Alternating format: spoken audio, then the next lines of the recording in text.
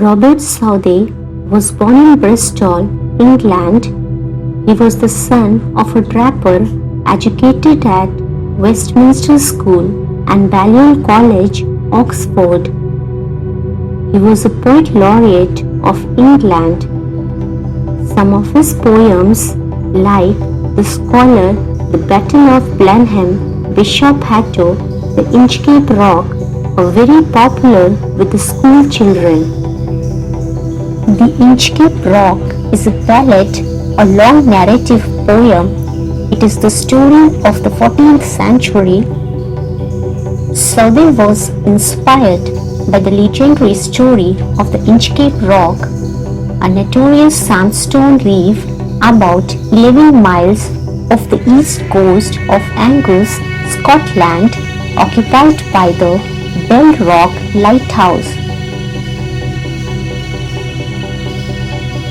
The story has two main characters, the kind-hearted abbot of Aberbrothock and reckless pirate Sir Ralph the Robber.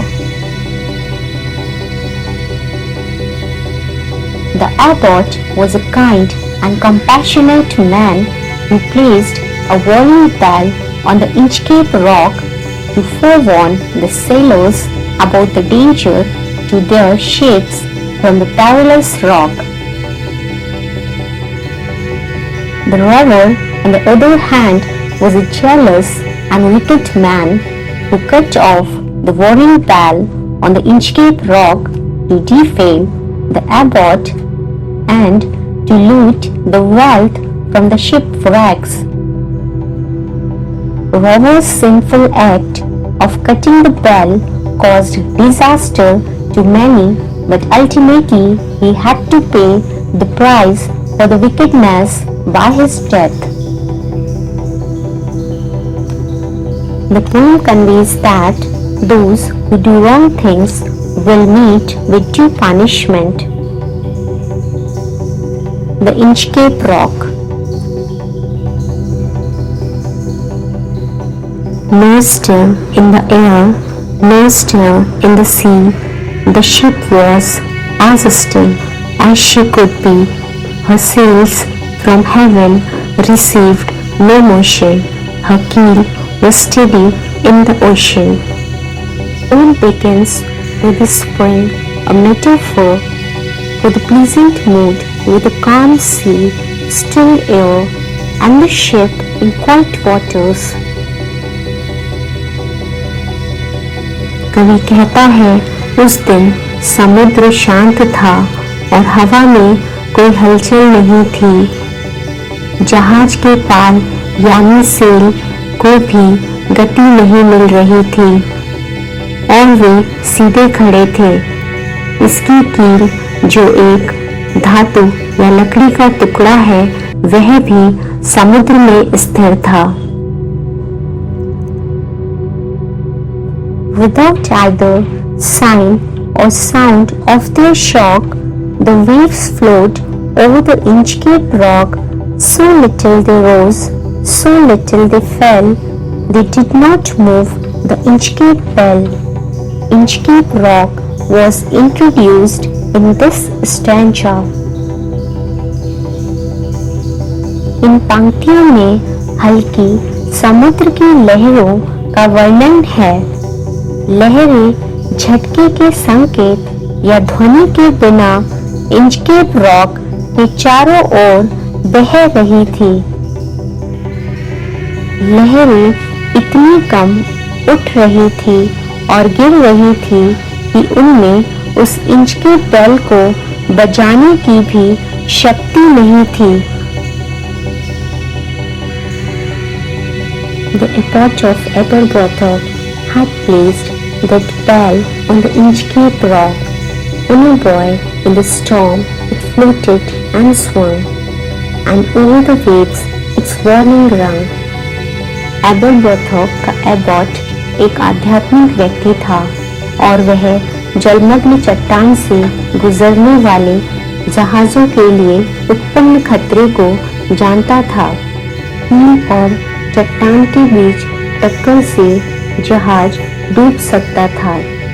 Abbott का इरादा नाविकों को संभावित टक्कर के बारे में चेतावनी देना था, इसलिए उन्होंने इंचकेप रॉक के ऊपर उस बेल को रखा।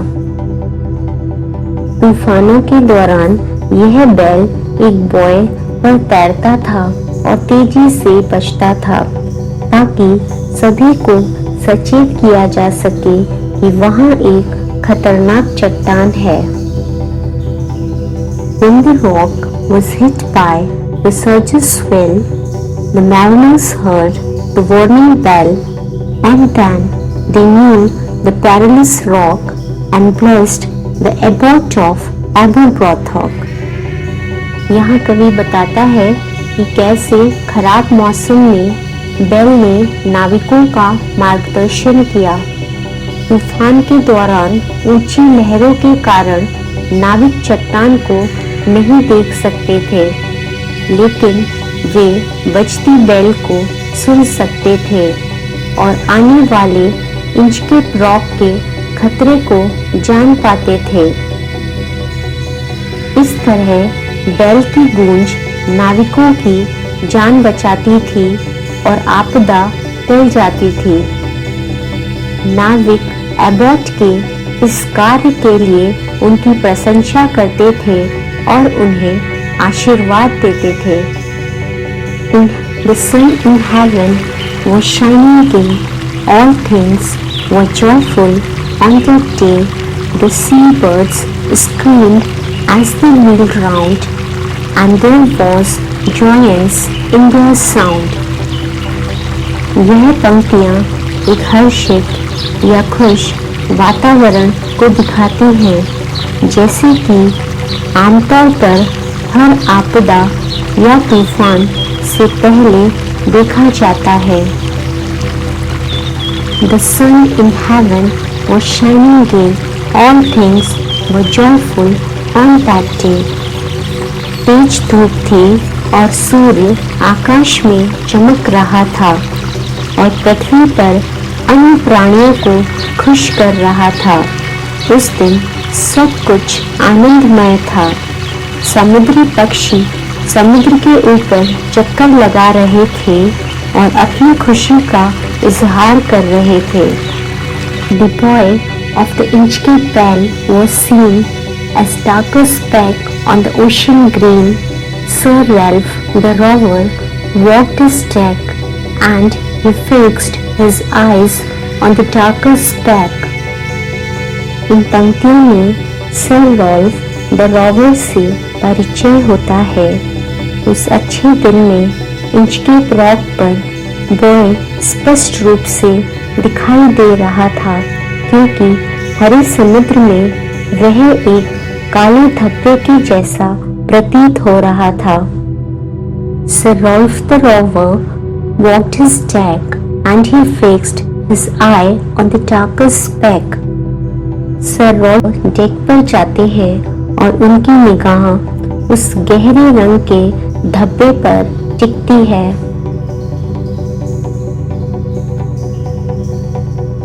He felt the cheering power of a spring. It made him whistle, it made him sing. His heart was mirthful to excess, but the rover's mirth was wickedness. उस दिन वसंत ऋतु के मौसम में रॉल्फ बहुत खुश था। वह सीटी की आवाज कर रहा था और खुशी से गा रहा था। वह वास्तव में बहुत खुश था, लेकिन कोई नहीं जानता था कि उस खुशी के पीछे उसके मन के बुरे विचार थे। His eye was on the Inchcape float. Quoth he, my man, put out the boat and row me to the Inchcape rock, and I will pluck the abbot of Aberbrothock. Behind his happy face there was an evil plan. यहाँ Rolf की नजर Inchcape rock पर तैरती हुई boy पर टिकी थी। He ordered his man to lower the boats to reach the rock. वह अपने आदमियों को नाव निकालने और इंचकेप रॉक तक ले जाने का आदेश देता है और कहता है कि वह एबॉट के अच्छे काम को वह नष्ट करना चाहता है।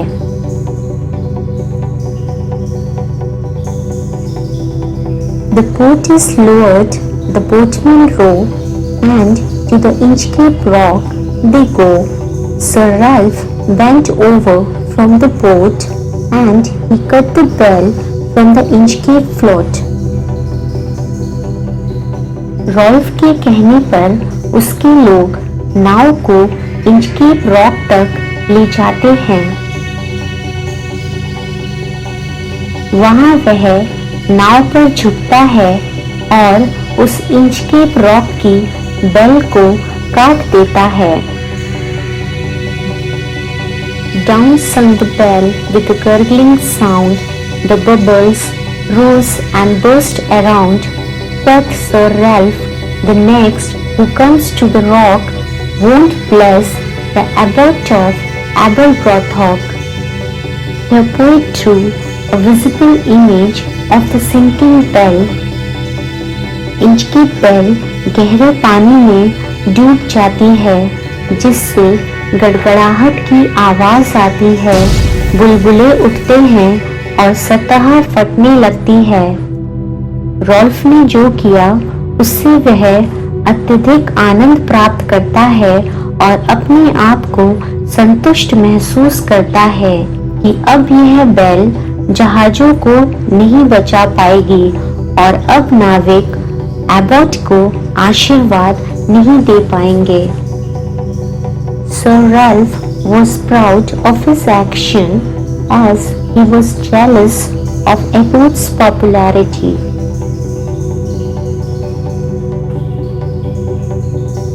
So Ralph the robber sailed away.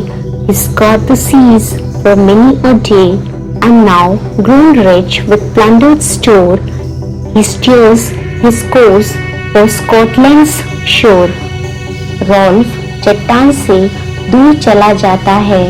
इसके बाद उसने कई जहाजों को लूटा जो दुर्घटनाग्रस्त हुए थे और वह उस लूट से एक अमीर आदमी बनता है। पर्याप्त खजाना और लूट इकट्ठा करने के बाद अब वह अपने जहाज के साथ स्कॉटलैंड के तट पर जा रहा है। He felt proud of his heavy steed. So thick a haze overspreads the sky, they cannot see the sun on high. The wind hath blown a gale all day, at evening it hath died away. Your poet describes a dark and grim day. यहाँ कवि उदास वातावरण का वर्णन करता है। उस दिन रॉवर स्कॉटलैंड के लिए यात्रा कर रहा था। घने कोहरे से भरा वातावरण दूर दूर तक फैला था और सूर्य कहीं ऊंचाई पर दिखाई नहीं दे रहा था। दिन भर तेज हवाएं चलती रही और शाम होते होते थम गई। On the deck, the rower takes his stand. So dark it is, they see no land. Quoth Sir Ralph, it will be lighter soon, for there is the dawn of the rising moon. On his return journey, as the ship approached the rock, the visibility was very poor. Sir Ralph deck पर खड़े होते हैं, लेकिन कोहरे और अंधेरे के कारण कुछ देख नहीं सकते थे। चालक दल दहशत में था, लेकिन रॉल्फ उन्हें आश्वासन देता है कि चंद्रमा जल्द दिखाई देगा और प्रकाश होगा। Canst hear, said one, the breakers roar, for methinks we should be near the shore. Now where we are I cannot tell, but I wish I could hear the Inchcape bell. The crew of the ship were panic-stricken as they knew that in the absence of the bell, it would be very difficult to locate the rock. रल्फ का एक आदमी लहरों की आवाज सुनता है जो किसी चीज से टकराती है। उसे उम्मीद है कि वो किनारों के पास होंगे। अब उसे इस बात का अफसोस है कि इंचकेप बेल अब नहीं रही, क्योंकि जिस स्थिति में वे फंसे थे आज वह उनका मार्गदर्शन कर सकती थी।